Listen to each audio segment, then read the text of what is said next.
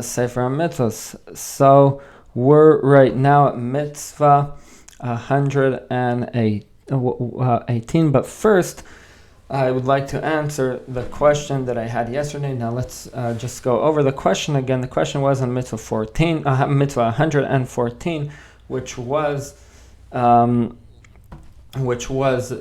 question was what would be the din if someone is younger than a month old? What's his value? Because the Torah only mentions from a month and up till someone dies in different age categories: a month to 5 to 20, 20 to 60, and 60 to hopefully with the Shem's up to 120.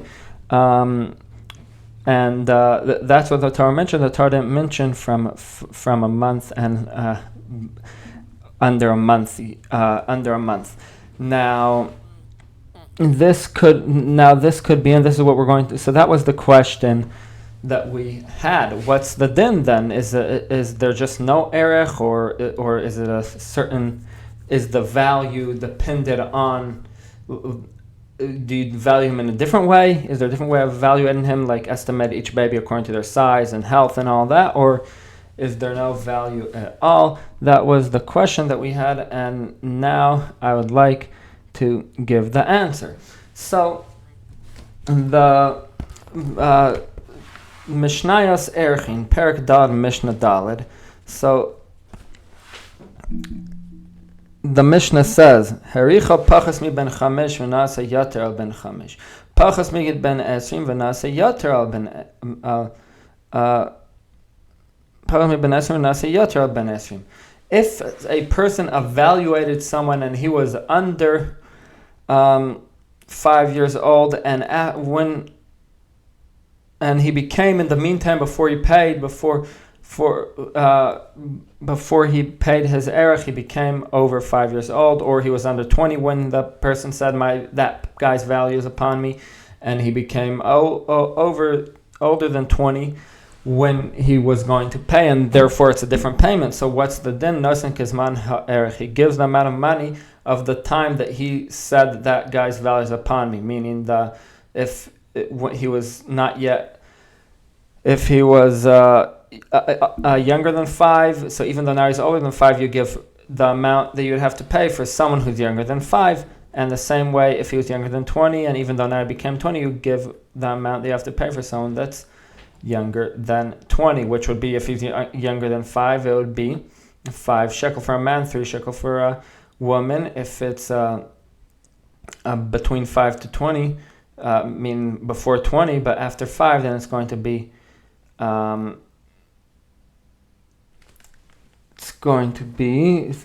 me just check it up again just to remember how much it is. Well, I don't have exactly, but I think it was 20 for a man and 10 for a woman, if I remember correctly.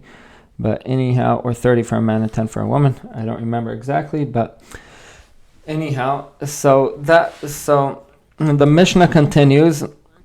The 30th day, when a baby's 30 years old, the 30th day is as if he's under 30 for evaluation. And the Mefarshim explain, meaning that he doesn't have any evaluation. And what the Mishnah is telling us, that don't think that just up to 29 days, including the 29th day, he has no evaluation. But even no evaluate, you don't evaluate him. But even the day of the 30th, and this is so on for all years, the day that he turns older, he's still considered younger until the day after. So he has to be 20 years and 1 day to be evaluated as a 20-year-old, and so on. So if the 30th day is as if he's still not considered a month old, and therefore he has no value. So now that's what it seems like from the Mishnah. That's what the Mefarshim explain. Now the Rambam says it really clearly in Hilchos Arachim V'Charamim Perek Aleph Halacha Gimel. The Rambam says, "V'kama hua erech." How do you evaluate? Im haya hanerach ben shloshim yom apachas. If the person that he evaluated said that guy's valuation is upon me, or that baby's evaluations upon me was younger than 30 days, was 30 days or younger, ein lo erech, has no value, valuation, not that he has no value, but no valuation money-wise for the Torah. Ha'omer alav erech ze alai, here's a kamer erech kli ze alai, and someone who says that baby's value is upon me and he's younger than 30 days, 30 or younger days old, harei ze kamer erech kli ze alai. It's as if he says the evaluation, the value of this vessel is upon me. So it's interesting, the Rambam is telling us another thing, that you can't evaluate vessels. You don't say, there's different ways of being makdish vessels, but not through valuation, not through, that's not a way to be makdish vessel. And the eino chayav klum, he's not chayav anything. So he didn't say anything. It's as if he didn't. If he shouldn't say that, if it's a problem, if he says that, that's a different question. But he's not chayav anything. That's what the Rambam is telling us over here. So now let's continue to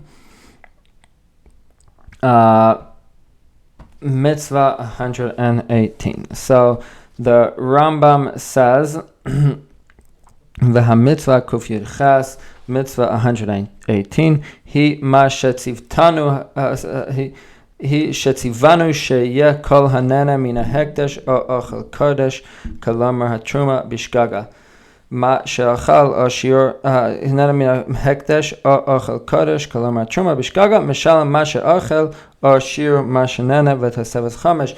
That someone, the mitzvah is that someone who gets benefit from hekdesh, from anything that's designated to Hashem, and or he eats kodesh, which is truma, by accident, meshalim masha ochel ashir mashanana v'tosefes chamesh. He pays what he ate, or the value of what he got benefit on, because because if let's say if it's something that he anoints, oil or something like that they use for anointing or something or whatever, so then it doesn't go by eating, but it goes, so he pays the value of what he used, what he got benefit from. And the chamishisaya sefer a fifth he has to add upon it. Now this is only by accident, which then you get kapara and it's a knas, but if you do it on purpose, then you don't pay a chomesh. This is only a special din by the Torah for someone who does it by accident, which he could get atonement through that. Like it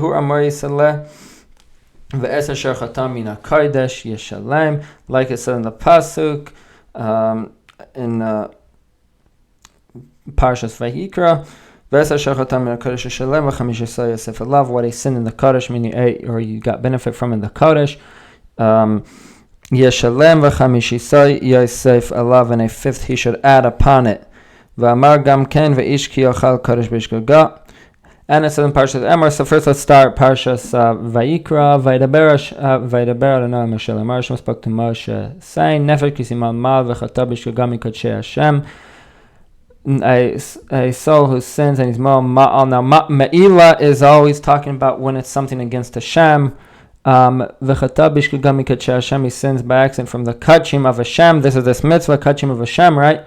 Ve'vias Hashem, you should bring his Hashem la Hashem, to Hashem el tamim, a ram, which always a asham, a korban asham, a guilt offering is always a ram, a male ram, minatzayin berkecha kesef shekalim b'shekel kadosh le'asham ve'ez asher chata mina kadosh shalem, and what he sinned from the kadosh he should pay. V'chamishisai yosef alav, and he should add a fifth upon it. V'nasan lakohen, and he should give it to the kohen, and so on. V'akohen yechaper alav be'ela asham, and anyhow he gives the kadosh to the kohen. Now. Yeah, so that's this pasuk then in Parshas Emor says Ve'ish ki yochal kodesh b'shogeg v'yosav chamishisai alav. Someone who eats kodesh by accident. Again, Terumah would be the biggest example of this. V'yosav chamishisai alav v'nasan lakohen es hakodesh. He'll add a fifth on it and he'll give to the kohen the kodesh, meaning he has to give the kodesh, which is what he benefit of, meaning he has to pay the value, what's called in Hebrew keren, the value of what he used or got benefit from. And v'nasan v'chamisha yosef alav, he adds a fifth, right? v'nasan l'kohenes hakodesh. Or it means v'nasan l'kohenes hakodesh means he should give the fifth as Kaddish, that it becomes Kaddish. It has the din of Terumah, and that's what we learn actually in Masechtas Terumah, that it has the din of the Terumah. That's why it's called v'nasan l'kohenes hakodesh. You give the Kohen the Kaddish, and which is the fifth over here, and all the more so that the Karen he has to pay. We know that it's just adding that even the Chumash you have to pay, and we already know from Parshas Vayikra that the Karen you have to pay. That's what we're learning over here. So let's continue the Rambam. ואמר גם כן ואיש כי יאכל קודש בשוגג וגוימר וכבר הסברו משפטי מצווה זו במסכת מעילה. The laws of this mitzvah are explained in Masechtas Me'ilah and in Maseches Terumah Gam Ken, and they're explained in Maseches Terumah. So Maseches Me'ilah and Maseches Terumah. So now Maseches Terumah is going to be specifically for Terumah, which is a big category of Me'ilah. And then, of course, all the other Me'ilahs, ways of Me'ilah and Kadshim are going to be explained in Maseches Me'ilah. Okay, so now the question for the day. So I think our question for today is going to be, what is the din? What is the din if someone eats Terumah on purpose? Does he have to pay? Now we mentioned he doesn't have to pay. I just want to get this more clear. Does he have to pay? And within this question, what our question is really going to be, this is like part of the question. We know the answer, that he doesn't have to pay, but the question is, why doesn't he have to pay? Why did the Torah say that why did the Torah say that only someone who eats Kodesh by accident has to pay, and on purpose he doesn't have to pay? Okay, so that's the end for today, and Be'ezras Hashem will come back Sunday and we'll learn Mitzvah 119 and an answer to the question of why someone doesn't pay if he eats Kodesh on purpose. Only if he eats it by accident he pays.